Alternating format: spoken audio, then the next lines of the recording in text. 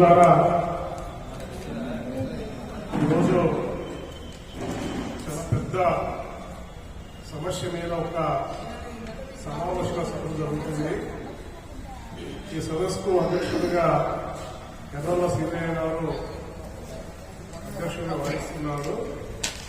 ఈ యొక్క సదస్సుకు అతిథులలో జస్టిస్ సంజయ్ కుమార్ గారు, పెద్దలో ఆదిపురుష జాంబవని వారసులైన మాస్టర్జీ గారు, అట్లనే సుదర్శన్ బాబు గారు, బాసాటి నరసింహ గారు, రుద్రారం శంకర్ గారు, మరియు ఇప్పుడే మా పెద్దన్న గురూజీ రావడం జరిగింది. మరి మేడం గారు, ఇతర పెద్దలు, వేదికపై ఉన్నవాళ్ళు, వేదికకు అపోజిట్ లో ఉండమనే అసైన్మెంట్ మరియు ప్రభుత్వ భూములు, పారిశ్ర భూముల మీద చర్చించడానికి వచ్చిన పెద్దలందరూ కూడా ధన్యవాదాలు చేస్తున్నాను. నేడు నేను కూడా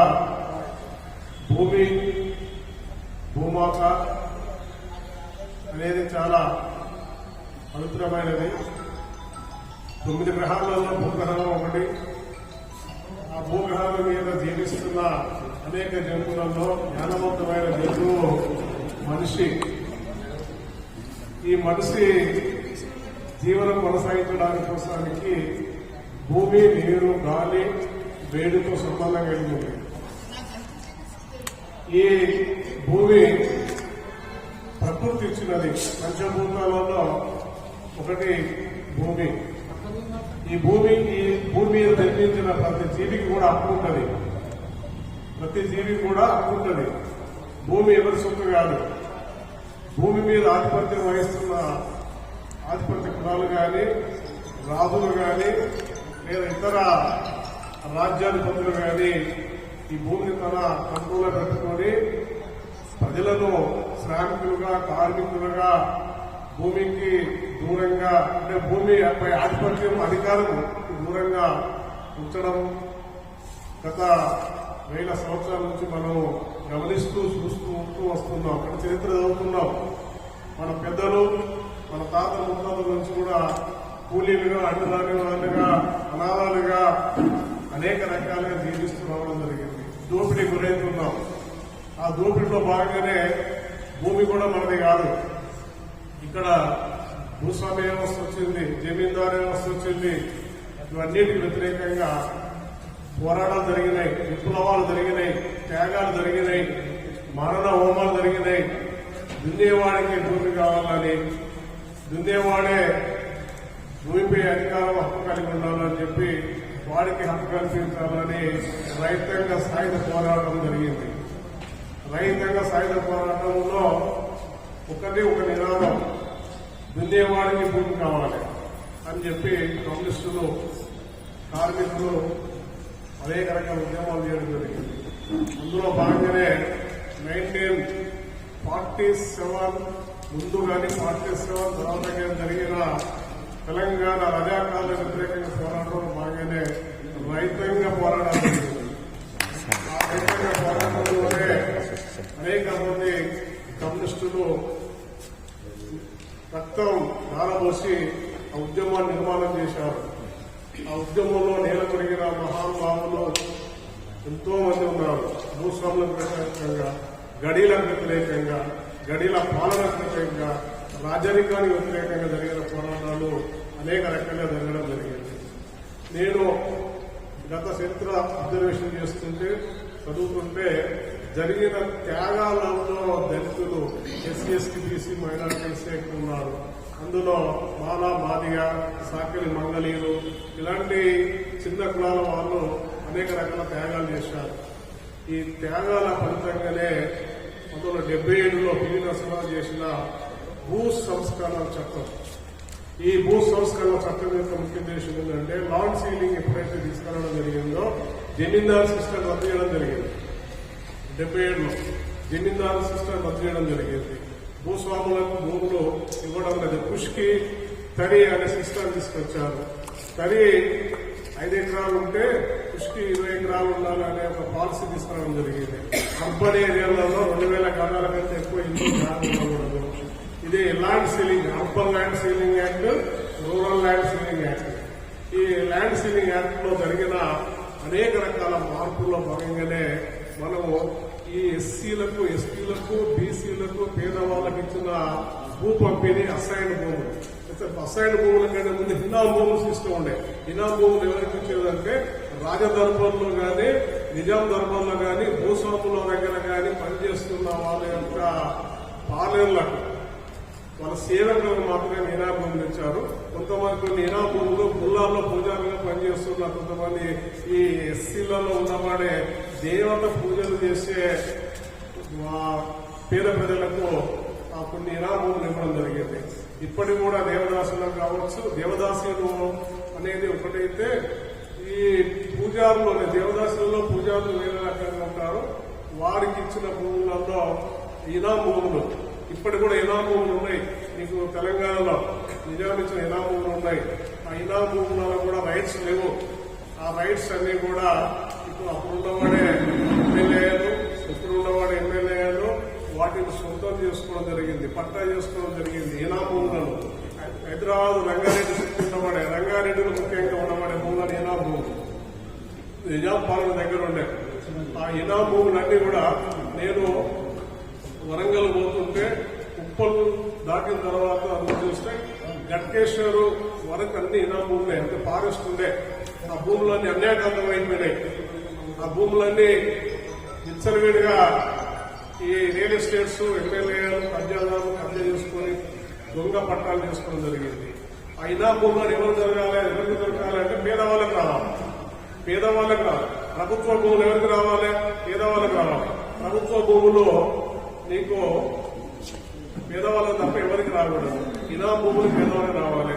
77లో ల్యాండ్ సీలింగ్ వచ్చిన తర్వాత జరిగిన పరిణామాల భాగంగానే ఈ అసైన్డ్ సిస్టమ్ ఏర్పాటు చేసి అసైన్డ్ భూములను భూమి లేని వాళ్ళని, అంటే ఆ ఊరు గ్రామంలో ఉన్నవాడే గ్రామ శివాలను పట్టుకొని ఆ గ్రామ శివాల్లో ఉన్నవాడే భూములలో అక్కడ ఉన్నవాడే జనాభాను బట్టి అక్కడ 100 ఎకరాలు ఉంటే ఒక్కొక్క ఎకరం వస్తే 1 ఎకరము, కొన్ని గ్రామాలలో 1000 ఎకరాలు ఉంటే 2 ఎకరాలు, 5 ఎకరాల వరకు ఈ ఏరియాను బట్టి జనాభాను బట్టి అక్కడ భూములు అనేది పంపకం జరిగింది.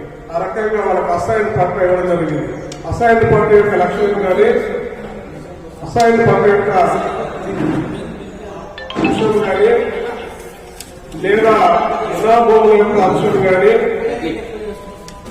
లేదా లావణ పట్టేకి సంబంధించిన కానీ, బంజారా భూములకు సంబంధించిన కానీ, ఈ అంశాలన్నీ కూడా మన పరిధిలో తీసుకుంటే పేదవాళ్లకు, భూమి లేని వాళ్లకు, అంటరాని కులాలకు, అనగాడిన కులాలకు, కార్మిక వర్గాలకు మాత్రమే చెందాలని చెప్పి అప్పుడు 77లో ఈ అసైన్ భూమి సిస్టాన్ని అన్ని భూములను కూడా, అంటే ల్యాండ్ సీల్ లో ఉన్నవాడు అన్ని భూములను కూడా పంపకం చేయడం జరిగింది.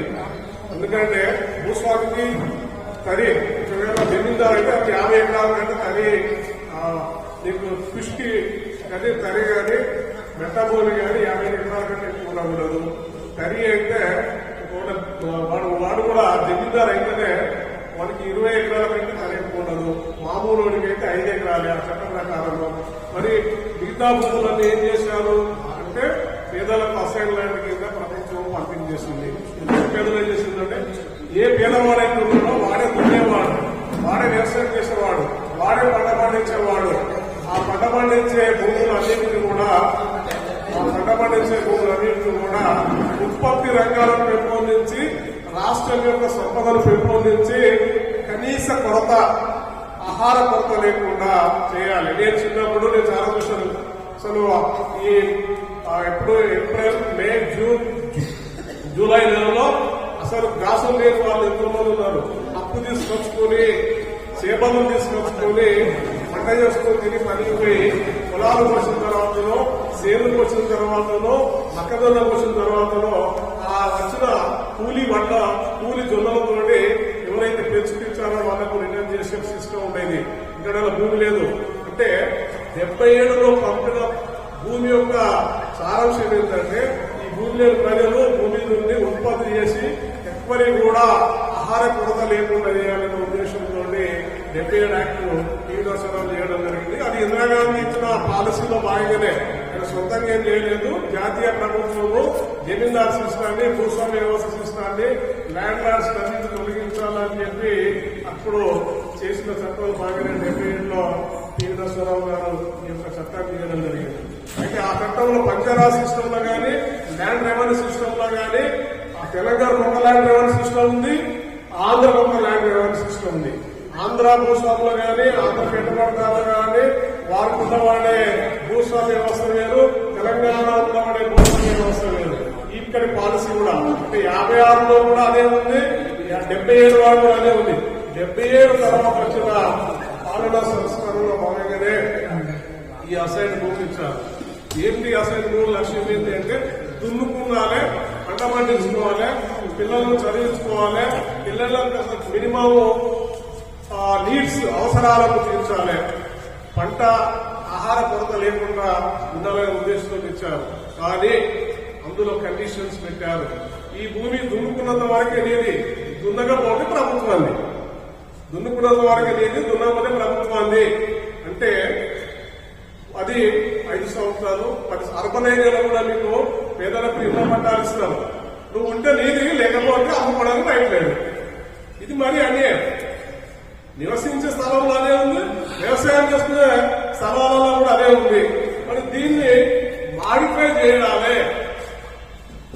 మొత్తము 2014 నుంచి ఘోరమైన భూపోటీ జరిగింది. 2014 నుంచి 2014 ముందు ఉన్నవాడే అసైన్ ల్యాండ్స్ యొక్క రైట్స్ వేరు, 2014 తర్వాత ఉన్నవాడు అసైన్ ల్యాండ్స్ యొక్క రైట్స్ వేరుగా మారింది. ఈ 2014 తర్వాత అసైన్ ల్యాండ్స్ లలో రైతు వేదికలు, శ్మశాన వాటికలు ఇవన్నీ ఎవరి భూములలో SC ST lands SC ST assign lands ను గుంజుకొని అలా రైతు వేదికలు, వ్యవసాయ మార్కెట్లు, శ్మశాన వాటికలను కట్టడం జరిగింది. ఇది ఎంత దారుణమైన పరిస్థితి అంటే ప్రభుత్వ భూమి గ్రామాలలో కానీ, మండల కేంద్రాలలో కానీ, జిల్లా కేంద్రాలు కానీ వేల లక్షల ఎకరాల భూమి ప్రభుత్వ భూమి ఉంది. అయినా కూడా వాటిని జోలికి పోకుండా అసైన్ ల్యాండ్స్ లో ఈ పేదవాళ్ళు గుర్తుకునే ల్యాండ్స్ లో వాళ్ళు కబ్జా చేసి ఈ యొక్క రైతు వేదికలు కట్టడం, శ్మశాలు కట్టడం జరిగింది. అర్బన్ ఏరియాలో రంగారెడ్డి చుట్టూ నేను చాలా తిరిగిన. నేను చిన్నప్పటి అంటే నేను విద్యార్థి ఉంటే సమాజ సేవలో బాగా తిరుగుతుంటాను.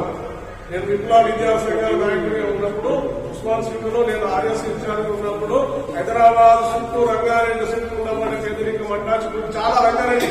నేను వరంగల్ నుంచి వచ్చాను. వరంగల్ అడ్డా చుట్టూ తక్కువ ఉంది, కానీ రంగారెడ్డిలో అంతరాంతరాలు చాలా ఉంది. భూమి లేని వాళ్ళు, పేదవాళ్ళు చాలా మంది ఉన్నారు. ఎస్సీ ఎస్టీలో అయితే చాలా ఘోరమైన జీవితం ఉంది రంగారెడ్డి జిల్లాలో. అలాంటి ప్రజల భూములు వారికి ఇచ్చినట్టుగా ఇచ్చి రంగారెడ్డిలో భూములు ధరలు పెరగగానే టీఆర్ఎస్ ఎమ్మెల్యేలు మొత్తం కబ్జా చేసి పట్టా చేసుకోవడానికి వాళ్ళకు దొంగ జీవోలు తీసుకొచ్చుకొని ఆ జీవోస్ అన్నింటినీ పట్టా చేసుకుని కబ్జా చేసి వాళ్ళు రియల్ ఎస్టేట్ ఇచ్చారు. ధరణి కోటలో పట్టా చేసుకుని దాన్ని కబ్జా చేశారు. మీకు గట్కేశ్వర చుట్టూ ఉన్నవాడి లావణ్య పట్టాలు, అసైన్ పట్టాలు అంటే రంగారెడ్డి చుట్టూ అట్లా అలాగనే ఉంది. నేను ఈ రూట్లో ఎక్కువ అబ్జర్వ్ చేశాను కాబట్టి చెప్తున్నాను. మొత్తము టీఆర్ఎస్ ప్రభుత్వము, ఆ బీఆర్ఎస్ ప్రభుత్వమే ఈ యొక్క డోకా చేయడం, ఎస్సీ ఎస్టీలకు డోకా చేయడం అనేది జరిగింది. ఇది చాలా దుర్మార్గం, మహా దోపిడీ జరిగింది. మరి దీన్ని కాపాడుకోవాలి అంటే నేను అమ్ముకోవాలి, నా కూతురు పెళ్లి ఉంది, అయ్యో నా కొడుకుని చదివించుకోవడానికి ఎంబీబీఎస్ సీట్ వస్తే నేను కొడుకు చదివించుకోవడానికి అమ్ముకుంటున్నాను, నాకు రైట్ లేదు. కానీ వాళ్ళు మీకు ఈ మధ్యలో హరీష్ రావు మీద సిద్దిపేట చుట్టూ అసైన్ ల్యాండ్ లో 500 ఎకరాల అసైన్ ల్యాండ్స్ ఆయన కొనుగోలు చేసి పట్టా చేసుకున్నారు అని పత్రికలో నేను పత్రికలో వెళ్ళినా. అంటే హరీష్ రావుకు ఒక రైట్ ఉన్నది, కేటీఆర్ ఒక రైట్ ఉన్నది, కేసీఆర్ కూతురుకు ఒక రైట్ ఉన్నది. ఈ రాష్ట్రంలో ఉన్నవాడే మాల, మాదిగ, లమ్మడ, ఎడకల, కొయ్య, గోండుకు, మంగళోడి, సాగులోడికి, గౌడోడికి ఒక న్యాయం కదా. ఏంటి ప్రభుత్వాలు, ఏంటి చట్టాలు? మరి వీటిని మనం ఎందుకు ప్రొటెక్షన్ చేసుకోవడం లేదు, మనం ఎందుకు కాపాడుకోలేదు, మనం ఎందుకు పేదరికంలో ఉండాలి. శ్రమజీవులో మనం ఉత్పత్తి మనది, సంపద కోసానికి మనము తాపత్రయపడుతున్నాం. భూమి మనదే, కానీ భూమి మీద హక్కు మనకు లేదు, భూమి మీద హక్కు మనకు లేదు. మరి ఈ భూస్వామ్య వ్యవస్థ నిర్మూలించిన తర్వాత ఇప్పుడే మన చంద్రకుమార్ గారు చెప్పాడు, టీఆర్ఎస్ ప్రభుత్వం ఫామ్ హౌస్ సిస్టమ్ వచ్చింది. ఫామ్ హౌస్ సిస్టమ్ అంతకుముందు నేను కాంగ్రెస్ గవర్నమెంట్ చూసినా, టీడీపీ గవర్నమెంట్ లో చూసినా ఫామ్ హౌస్ సిస్టమ్ లేదు. ఒక్కొక్క ఫామ్ హౌస్ కింద 100 నుండి 1000 ఎకరాల భూములు కబ్జా చేశారు, కొనుగోలు చేశారు, తక్కువ రేట్లకు చేసి ఆ ప్రాంతంలో డెవలప్మెంట్ చూపించి రేట్లు పెంచుకున్నారు. పేదవాడు హైదరాబాద్ లో ఇంకో కొనుక్కోగలుగుతాడా చెప్పండి మీరు? రంగారెడ్డిలో కొనగలుగుతాడా? మెదకులో పేదవాడు ఇల్లు కొన్నాడా? నేను ప్రొఫెసర్లు నేనే ఇల్లు కొనుక్కోవాలంటే చాలా భయం అవుతుంది. ఇల్లు భూమి కొనుక్కోలేము. మేము ఉండే ఏరియాలో ₹1,00,000 గద. ఏంటంటే ఇది ₹1,00,000 గదాలు పెట్టి నేను కొనుక్కొని, అంటే 100 గదాలు కొనుక్కుంటే 100 గదాలు ₹1,00,000 కట్టడానికి ఒక కోటి, 2 కోట్లు పెడితే ఒక చిన్న ఇళ్ళ 2 కోట్లు సంపాదించాలంటే నేను ఏం చేయాలి? నేను కూడా మోసం చేయాలి, నేను కూడా దగా చేయాలి, నేను కూడా పేద ప్రజలకు దోపిడీ చేయాలి. ధనవంతులు దోపిడీ చేసేంత ధైర్యం నాకు లేదు, శక్తి నాకు లేదు. మళ్ళీ నేను కూడా పేదల్లో దోపిడీ చేయాలి అంటే ఈ దేశం ఎట్లయిపోతుంది, ఈ దేశ పాలన ఎట్లయిపోతుంది, ఈ ప్రభుత్వం ఈ మధ్యలో హరీష్ రావు మొన్న ఒక స్టేట్మెంట్ విన్నా, అసలు భూముల ధరలు పెరగకుండా కుట్ర చేస్తున్న ముఖ్యమంత్రి గారు. ఎందుకు పెరగాలండి భూముల రేట్లు? ఎందుకు పెరగాలి? పేదవాడు అరెకరం కొనుక్కొని వ్యవసాయం చేస్తున్నాం అంటే 25 ఏ మూలం పోయినా, ఆదిలాబాద్ వరకు పోయినా కూడా ఎకరం 25 నుంచి ₹1,00,000 ఉంది. 25 లక్షలు సంపాదించాలంటే అది మామూలు త్యాగం చేయాలా? కుటుంబ అవసరాలు ఉంటాయి, పిల్లల చదువులు ఉంటాయి, డైలీ ఆహార భోజనాల పరిస్థితి ఉందని, బంధుమిత్రులు మర్చిపోయేది ఉందని, పండుగలు పబ్బాలు దసరా పండుగ వస్తే మరి ఎంతో ఖుషిగా పండుగ చేసుకుంటాం. చుట్టాలను పిలుచుకోలేము, కోటో గొర్రెలో తీసుకునేమో, భోజనాలు పెట్టి అందరూ సంతోషపెడతాం. మరి ఈ ఖర్చులకు కూడా 25 లక్షలు ఆదిలాబాద్ భూమి కొనాలంటే అది సాధ్యమా? అక్కడ కొని నేనేం చేసుకోవాలి? ఇక్కడ గుంట భూమి కూడా కొనుక్కొని నేను ఇల్లు కట్టుకునే స్థితిలో లేదు హైదరాబాద్ లో. కాబట్టి భూమిపై పోరాటం అనేది సరి అయినదే, భూమిపై ఆధిపత్యం చేయడం సరి అయినదే, అసైన్ గురించి మాట్లాడడం సరి అయినదే. అసైన్ ల్యాండ్, లావణ్య పట్టాలు, మరియు బంజారా పట్టాలు గాని ఇతర పట్టాల మీద మనం పోరాటం చేయవలసిన బాధ్యత మనందరిపైన ఉంది. మనందరం కూడా ఒక ధర్మ నీతిలో ఒక ధర్మంగా పోరాటం చేయాలి. ఆ ధర్మం పేద ప్రజలు సంతోషపడాలి, పేద ప్రజలు లక్షలాది ప్రజలు మరేపడి రావాలి, లక్షలాది మంది ప్రజలు మరేపడాలి. నేను 94-95 లో అంబేద్కర్ నగర్ అండ్ మన అరుంధతి నగర్ జగ్గాలపేట ఏరియాలో నేను ముసలేపిస్తున్నప్పుడు పేద ప్రజలు అందరికీ ఫ్రీగా ఇచ్చేది. ప్రభుత్వం వచ్చినా ఎంఆర్ వచ్చినా బెదిరిస్తూ పోయేది. కానీ ఇప్పుడు కేసులు పెట్టి వీళ్ళు పేదవాళ్ళకు ఇల్లు ఇద్దామంటే కేసులు పెట్టి జైలు పంపిస్తున్నాం. మరి భూమి లేనివాడికి, కూలి పని చేసుకున్నవాడికి కనీసం ఒక 50 గదాలు, 60 గదాలు, 70 గదాల భూమి ఉండే అధికారము, భూమి మీద జీవించే అధికారం లేదా? మరి ప్రభుత్వాలు పేద ప్రజలు ఎదుర్కొన్న హైదరాబాద్ పేరుతో పేదవాళ్ళని ఎదుర్కొనవచ్చు. మీ మెదక్ చుట్టుపక్కల ఎదుర్కొండాలి. మరి ఇలాంటి సమస్యలు మనం సాధించాలి, ప్రభుత్వాన్ని నిలదీయాలి, ప్రభుత్వమే మనదిగా మార్చుకోవాలంటే మనందరం కూడా చైతన్యవంతమైన, నీతివంతమైన పోరాటం చేయవలసిన అవసరం మనకుంది అని చెప్పి నేను సభకు చాలా అంశాలు ఉన్నాయి భూమి మీద. నేను మానవ ఐక్యంగా మేనిఫెస్టో రాసిన దాంట్లో అనేక రకాల విషయాలు రాసిన. భూమిలో వనరులు చాలా ఉంటాయి. భూమిలో ఇనుము, ఇత్తడి, బొగ్గు, సున్నము, సుద్దారాయి, సిమెంట్ రాయి, బంగారము, పెట్రోలు, డీజిల్, వజ్ర, వైడూర్యాలు ఇవన్నీ ఉంటాయి. ఇవన్నీ కూడా పొందబోతున్నాం ఈ పాలకులు కానీ, పాలకుల శంశాలు కానీ. మరి ఈ పేదవాళ్లకు ఆ భూమిలో ఉండబడే ఏ వస్తువు మీద అధికారం లేదు, బొగ్గు లేదు, కాంట్రాక్ట్ లేదు, రాయి మీద, కంకర రాయి మీద, సిమెంట్ రాయి మీద, ఇటుక రాయి మీద, దేని మీద కూడా మనకు హక్కు లేదు. మనం ఏమంటే ఎలక్షన్ అప్పుడు వాడు 1000-2000 ఇస్తే తీసుకుంటున్నా, ఓటేస్తున్నాం. వాడు 5 ఏళ్ల లోపు ₹1 కార్లో తిరుగుతున్నాడు, హైదరాబాద్ లో 51 ఇల్లు కట్టుకుంటున్నాడు, ఫామ్ హౌస్ కట్టుకుంటున్నాడు. మరి మనం భూమిలో ఉన్నవాడు ఇసుక దోపిడీ చూడండి.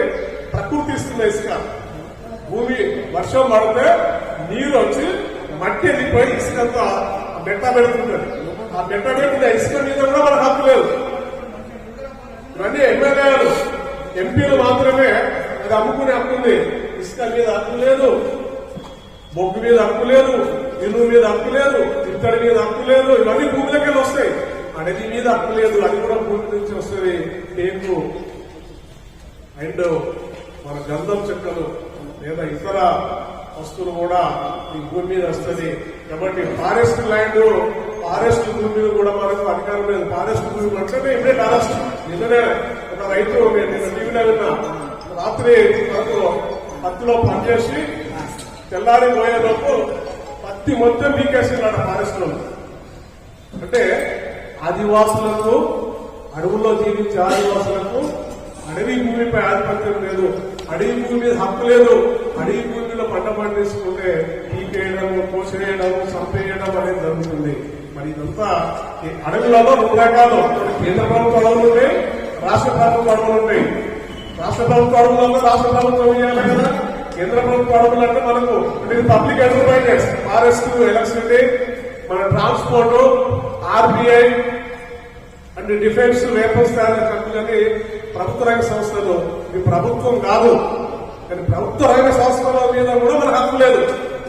ప్రభుత్వ రంగ సంస్థలు కూడా మనకు హక్కు లేదు. కాబట్టి ప్రజలారా, భూమియే ముఖ్యము. ఆ భూమిని కాపాడుకునే అంశం ముఖ్యము. హైదరాబాద్, రంగారెడ్డి డిస్ట్రిక్ట్ ఉండమనే అసైన్ ల్యాండ్స్ లో నాలుగు పట్టాలను కూడా మనం సాధించుకోవడానికి పోరాటం చేయండి. ధర్మ సమాజం, అధికోశ ధర్మ సమాజం తోడుగా ఉంటుంది. జాంబవంతుడు మీకు జీవోలు ఇస్తారు. ఈ భూమి, ఆకాశం, గ్రహాలు మీకు శంకర్ గారికి మరియు అందరికీ కూడా ఉంటుందని చెప్పి శివయ్య గారికి మరియు శంకర్ గారికి ఎప్పుడు కూడా జాంబవంతుడి బ్లెస్సింగ్స్ ఉంటాయి. ఆది పురుషుడు, దేవుడు, పంచభూతాల నిర్మాత ఆయనే తోడుగా ఉంటుందని చెప్పి నేను మనసా, వాచ, కర్మన కోరుకుంటూ సమయానికి మీ అందరూ కూడా పేరు ధన్యవాదాలు తెలియజేస్తున్నాను. Thank you.